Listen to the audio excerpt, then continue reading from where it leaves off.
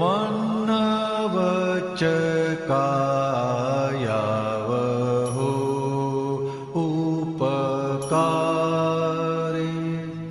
મન વચ કાયાવહો ઉપકારે સદબુદ્ધિ હો જગ વ્યવહારે માત પિતાને ગુરુને દિલથી વંદન હો જો પ્રાતઃ કાળે મન વચ કાયાવહો ઉપકારે.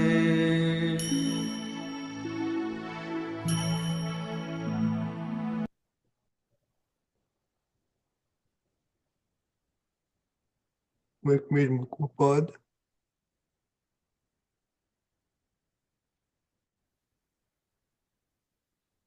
આપણે હવે મન વચન કાયા વહો ઉપકારી એના વિશે થોડું પૂરું પાડો.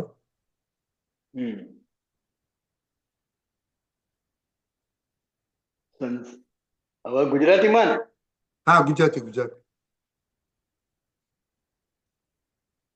આ વ્યવહારના જે ધર્મ છે એ વ્યવહાર ધર્મનો મોટામાં મોટો જો બેઝ હોય તો કે પોતાના મન વચન કાયા જગત માટે વાપરવા, બીજા માટે વાપરવા, બીજા માટે એનો ઉપયોગ કરવો, તો કે મોટામાં મોટો ધર્મ છે, મોટામાં મોટો માનવ ધર્મ છે.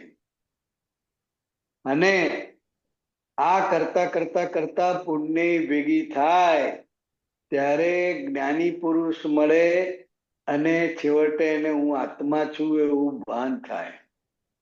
એટલે આખો જે સંસાર માર્ગ છે, સંસારના જેટલા પણ બધા રિલેટિવ ધર્મો છે તે આ બે લાઈનની અંદર આવી જાય.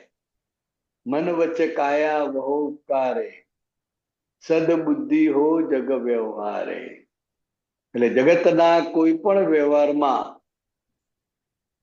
સદબુદ્ધિનો ઉપયોગ થાય. સદબુદ્ધિના ઉપયોગમાં હંમેશા સામાનું કલ્યાણ હોય અને દુર્બુદ્ધિ હોય એમાં પોતાનું વિચારે, પોતાના માટેનું વિચારે એ દુર્બુદ્ધિ છે. એટલે આખો વ્યવહારનો જે ધર્મ છે એ આની અંદર આવી ગયો. અને માતા પિતા અને ગુરુની જે સેવા છે, જે માતા પિતાને અને ગુરુને દિલથી વંદન કરે છે, એમની સેવા કરે છે, તો એને ક્યારેય સંસારમાં કોઈ પણ પ્રકારનું દુઃખ પડશે નહીં એવું દાદા ભગવાને કહ્યું. અને કોઈ પણ ધર્મ લો તમે, કોઈ પણ શાસ્ત્ર લો, તે એમાં આ ત્રણેયનું મહત્વ બહુ જ છે. માતા પિતા એની સેવા,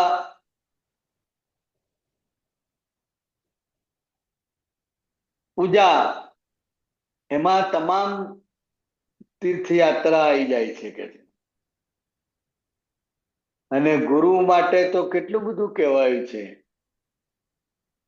ગુરુ કે જે આપણને સંસાર વ્યવહારમાં સારું શું અને ખોટું શું એ જે બતાવે છે, જે આપણને આપણે જ્યાં છે ત્યાંથી સમજણના માર્ગે આગળ લઈ જાય છે, આગળનું જ્ઞાન આપે છે, એ ગુરુ કહેવાય છે. તો કે જેના થકી આપણને આ જ્ઞાન પ્રાપ્ત થયું છે, તો કે એમને અમારા વંદન હો. પણ સૌથી પહેલું બાળકને સંસાર વ્યવહારમાં શું સારું શું ખોટું એનું જે જ્ઞાન છે એ માતા પિતાથી મળે છે. એટલે સૌથી પહેલા માતા પિતા એ ગુરુ છે, અને બીજા જે ગુરુ છે કે જે સંસાર વ્યવહારમાં આપણે કોઈ જગ્યાએ અટવાયા હોય એ આમાંથી બહાર કાઢે, આપણને માર્ગે ચડાવે, તો કે એ વ્યવહારના ગુરુ છે. અને વ્યવહારના ગુરુ અને પેલા આત્મજ્ઞાન પ્રાપ્ત કરાવનારા ગુરુ, જેને સદગુરુ કહે છે. એટલે એ સદગુરુ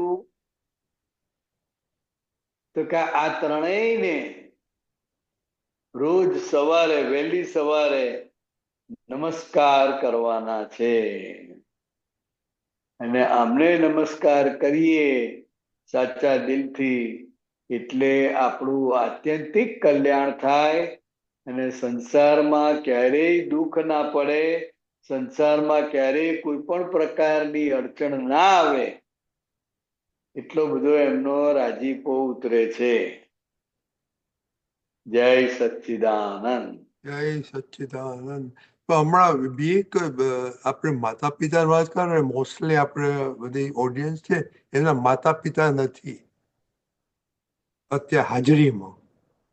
હા, તો એના વિશે આપણે શું કરવું જોઈએ કે બધું એટલે જ્યારે જન્મ થાય ત્યારે તો હોય છે ને મોટા ભાગે, હા અને અત્યારે ના હોય તો એમનો જે ઉપકાર છે, એમનો ઉપકાર તો ભૂલાય જ નહીં ને.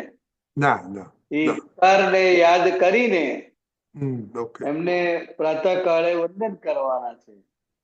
બરાબર. અને પોતાના માતા પિતા અને ગુરુ પ્રત્યે જેટલો આદર ભાવ અને પ્રેમ ભાવ છે, એવો જ આદર ભાવ અને પ્રેમ ભાવ બીજાના માતા માટે, પિતા માટે, ગુરુ માટે રે, એ મોટામાં મોટો વિનય છે.